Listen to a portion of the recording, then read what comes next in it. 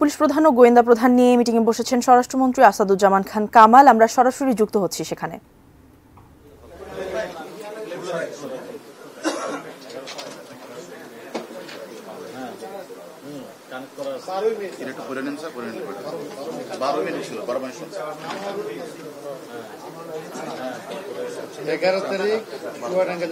সীমান্ত দিয়ে ভারত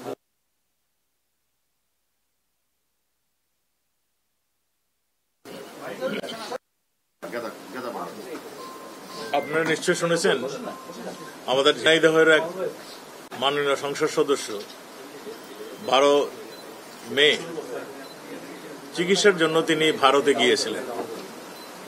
ভারতে যাওয়ার পরে আমরা 2 দিন পরে তার আর কোনো খোঁজ খবর পাইনি। এতে উদ্বিগ্ন হয়ে তার মেয়ে আমাদেরকে খোঁজ খবর, আমাদের পুলিশ এই ঘটনাটি ইন্ডিয়ান পুলিশের সঙ্গে আমরা আজকে সুনিশ্চিত হয়েছে সকালবেলায় ভারতীয় পুলিশ জানিয়েছেন যে তিনি খুন হয়েছেন।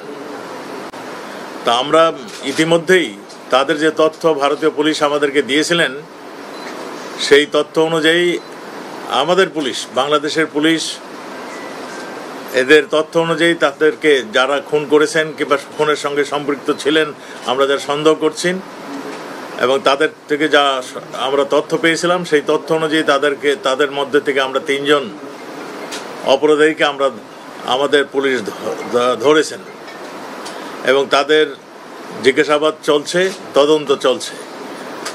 আপনারা জানেন ওই এলাকাটা একটা সন্ত্রাস কবল এলাকা, ওই ঝিনাইদহের এলাকাটা ওই সীমান্ত এলাকা। আমাদের আনার সাহেব সেখানের মাননীয় সংসদ সদস্য হিসাবে তিনি দায়িত্ব এইবারও নির্বাচিত হয়েছিলেন। চিকিৎসার জন্য তিনি যাওয়ার পরে এই ঘটনাটি ঘটে। তা আমাদের পুলিশ এটা নিয়ে তদন্ত করছেন। আমরা শীঘ্রই খুনের মোটিভটা কী ছিল আমরা আপনাদেরকে জানাতে পারবো এবং ভারতীয় পুলিশ আমাদেরকে সর্ব ধরনের সহযোগিতা করছে। আমাদের কাছে যা ইনফরমেশন, আমরা আরও ইনফরমেশন যখন পাবো তখন আপনাদেরকে আরও তথ্য আমরা জানাতে পারবো।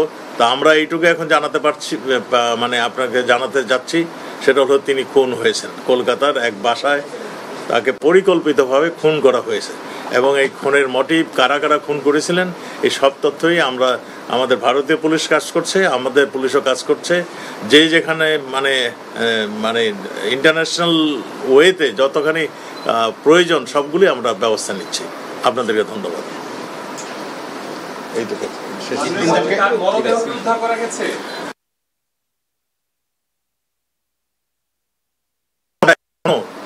আমরা প্রকাশ করছি না।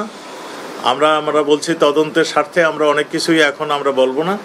তদন্ত শেষ হয়ে গেলে আপনাদেরকে সব কিছু জানাবো, কেন খুন হয়েছে, কোথায় খুন হয়েছে, কে খুন করেছে, কি ধরনের মানে অস্ত্র দিয়ে খুন হয়েছে সবই আপনাদেরকে জানাবো।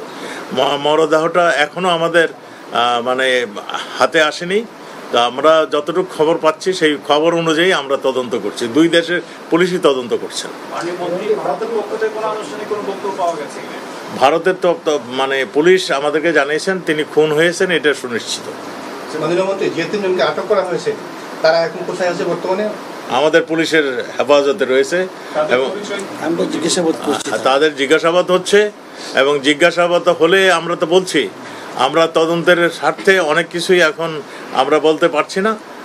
আমরা খুব পজিটিভ ওয়েতে তদন্ত চলছে এবং আমরা সুনিশ্চিত যারা এই খুনের সঙ্গে জড়িত তাদের উদ্দেশ্য কি ছিল আমরা সুনিশ্চিত সেগুলো আপনাদের প্রকাশ করতে পারবো।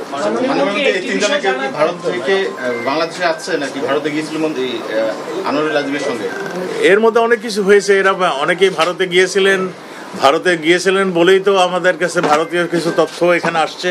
আমরা সব কিছু মিলে ঝুলেই আমরা তো বলেছি ভারতের পুলিশও আমাদেরকে সহযোগিতা করছেন এবং আমাদের পুলিশ আপনারা জানেন অত্যন্ত দক্ষ পুলিশ আমাদের। তারাও মানে এই খুনের মোটিভ, খুনের কি হয়েছে সব কিছু আপনাদের বিস্তারিত আমরা দিতে পারবো।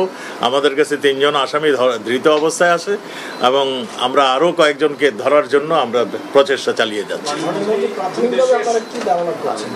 আমরা তো পরিষ্কারই বললাম যে এটা একটা খুন হয়েছে, মার্ডার হয়েছে। মার্ডারের পিছনে নৈপথ্যের যে কারণটি সেগুলো আমরা জানাবো।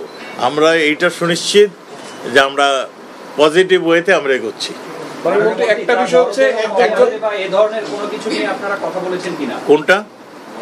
তার মরদেহ কবে দেশে ফিরবে? আমরা মরদেহটা এখনো মানে কোন জায়গায় আছে এখনো আমরা মানে উদ্ধার করতে পারিনি। তো আমাদের কাছে যেই সমস্ত সংবাদ আছে সেই সংবাদের ভিত্তিতে আমরা কাজ করছি। আমরা সুনিশ্চিত তাকে হত্যা করা হয়েছে। মাননীয়মন্ত্রী, একটি বিষয়ে যে তিনি সংসদ সদস্য ছিলেন, আরেকটি দেশে যে তিনি হত্যাকাণ্ডের শিকার হয়েছেন, এটি কি দুই দেশের সম্পর্কে আসলে কোনো চেক করবে? না, আমাদের সঙ্গে ভারতের সঙ্গে একটা বন্ধুত্ব রয়েছে। ভারত আমাদের সব ধরনের কোঅপারেশন করছে। তিনি চিকিৎসার জন্য ভারতে গিয়েছিলেন এবং সেই আমরা মনে করি ভারত সরকারের এখানে তাদের যে দায়িত্ব সেটুকু তারা করছেন। আর এইখানে মানে সম্পর্কের ফাটল ধরবে এমন কোনো ঘটনা ঘটেনি, কারণ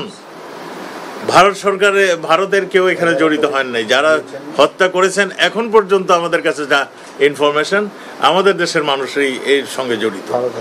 ধন্যবাদ।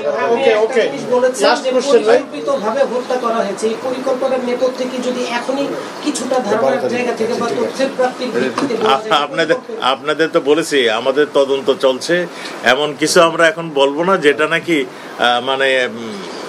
মানে অন্য ধরনের একটা ঘটনা ঘটতে পারে, পালিয়ে যেতে পারে। যাদের আমরা খুঁজছি তারা পালিয়েও যেতে পারে। আমার একটা প্রশ্ন ছিল, সেটা হচ্ছে ঠিক আছে, একজন মাননীয় সংসদ সদস্য তিনি 12 তারিখ মানে অনেক দিন হয়েছিল খোঁজ নাই, মানে আমরা এটা একটা ঘটনা, উনি একজন সংসদ সদস্য আপনি ট্রেস করতে পারিনি, এটা কথা ঠিক নয়। আমরা কিভাবে এতখানি এগিয়েছি, আমরা তো কতখানি এগিয়েছি আমরা তো এখনো জানাচ্ছি না তদন্তের স্বার্থে।